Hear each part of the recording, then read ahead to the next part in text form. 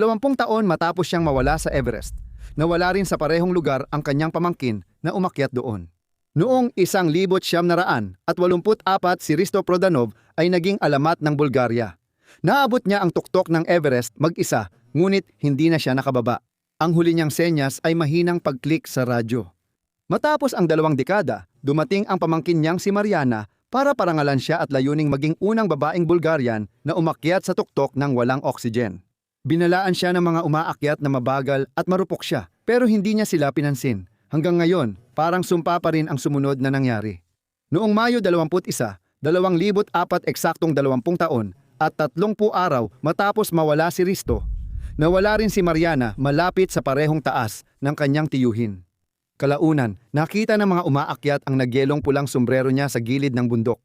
2 miyembro ng parehong pamilya ang nawala sa halos eksaktong parehong lugar. Isinara ng Everest ang isang bilog,